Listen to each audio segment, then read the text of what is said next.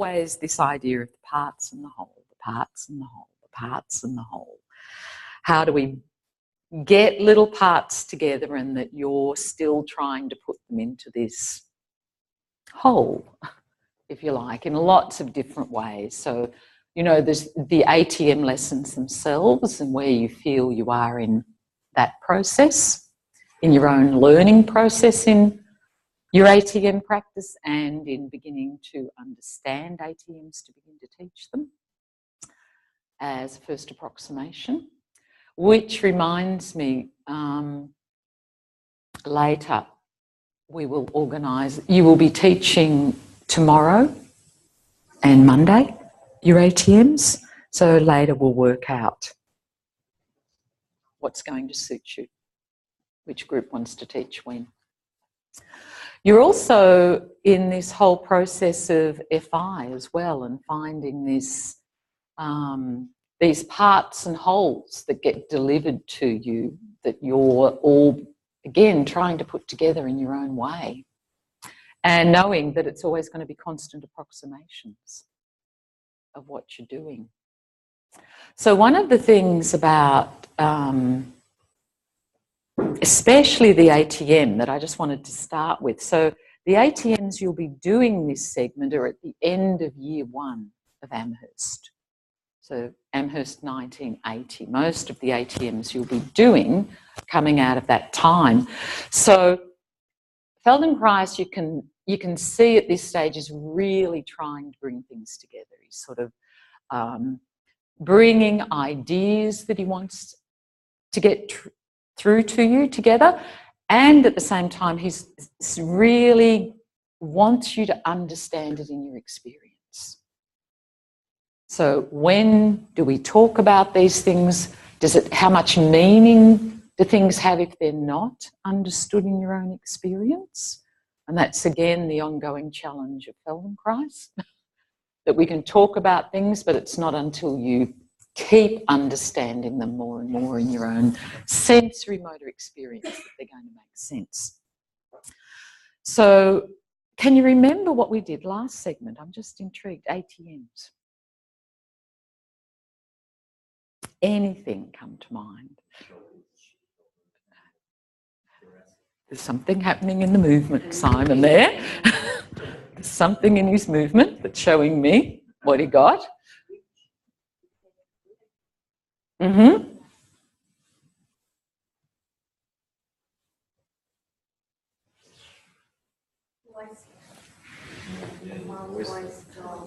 We did a lot on the voice. No? In what way? Hips?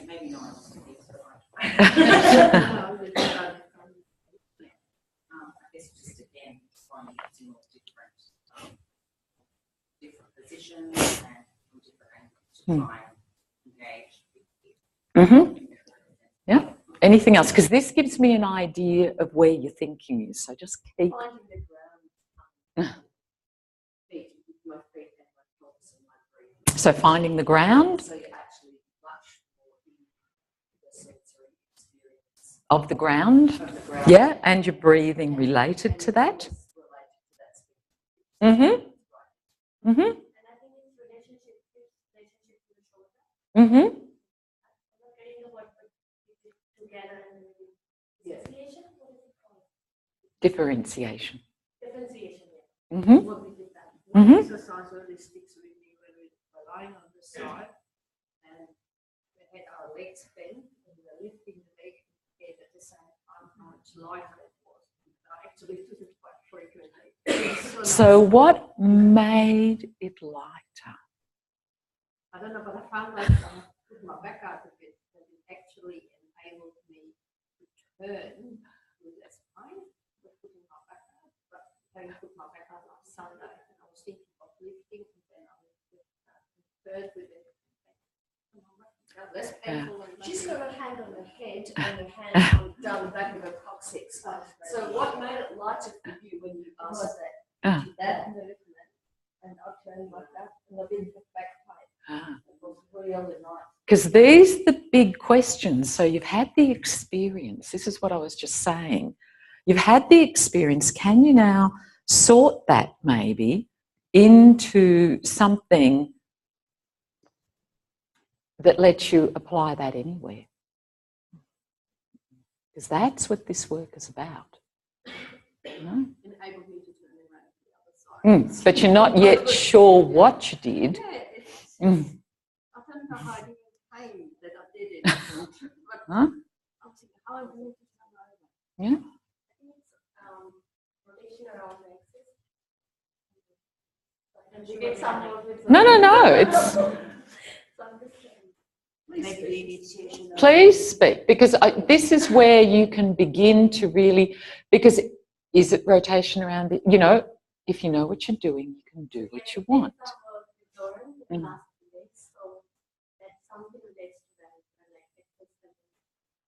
Mm-hmm. What levels, like we can feel the neck and then we can feel the thorax, the axis, and then. So what's the principle in there?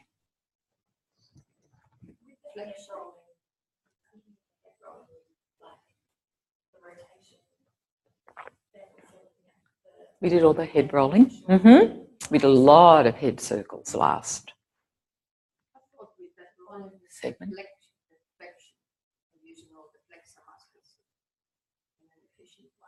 Mm-hmm. Mm-hmm. Mm-hmm. Mm-hmm. Ah. Huh? So these are some of the things we'll be pulling out, hopefully, as we go through these next days. What are some of the things that overall you could apply to anything? What is it about moving from the proximal rather than the distal? What is it about involving more and more of ourselves in the image of the movement? What is it about where we initiate from? Yeah. Mm-hmm. Big muscles for power. Yeah. Mm-hmm. I found it wasn't so much about me deciding that I had more choice and I was going to do something different.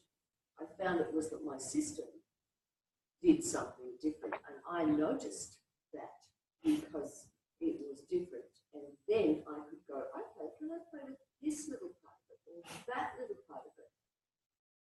And so it wasn't just the big. Now just watch Margaret as she plays with this little part of it or that.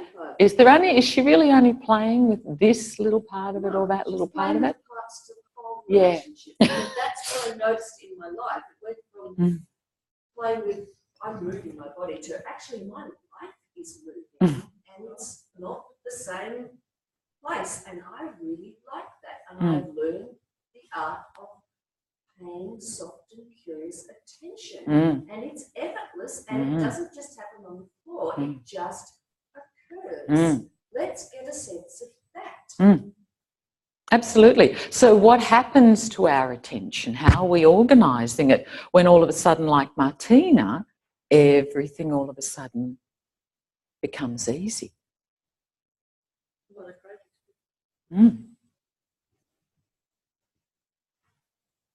You also see in your interactions or working with people in whatever way you do, paths and options that make it easier. And I like finding that too. Like, okay, this bit got easy. How does that then split? Like if you do something and you find your hips are changing and something else changes. And I can't keep up with the speed of that because I don't have a felt sense of my nervous system. But I can feel when it hits, when you get the light bulb minutes, and a whole lot of stuff just goes, and then you go, wow.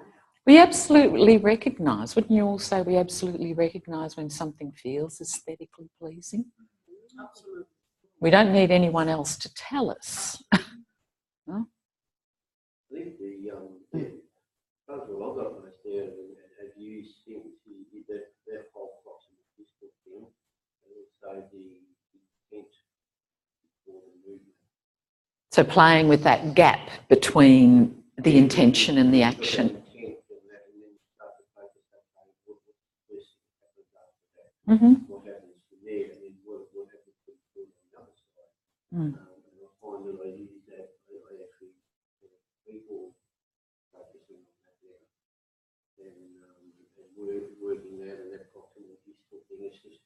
Mm.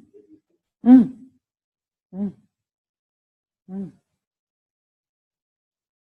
So what I'm going to suggest is, and I will probably forget to do this, but you know, I'll see how I go, is that each day you think of what are the learning strategies?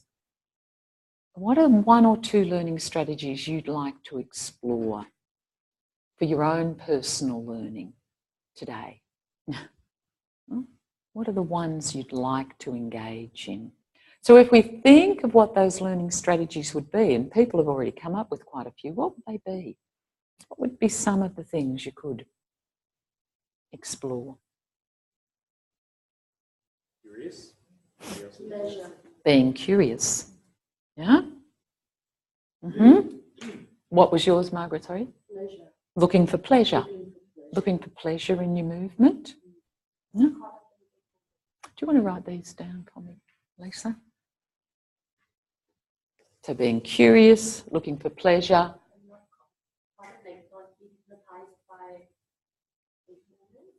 So making the movement smaller to some of you than you normally do, yeah? What other? There was Bruce's. Yeah. What is? The one that he said about, you know, looking at your intention between the action. Smaller movements.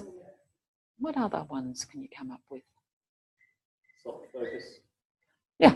So soft focus, how you use your attention. That's a huge, there's many, many things we can, but the use of your intention. So one could be keeping that soft, diffuse focus.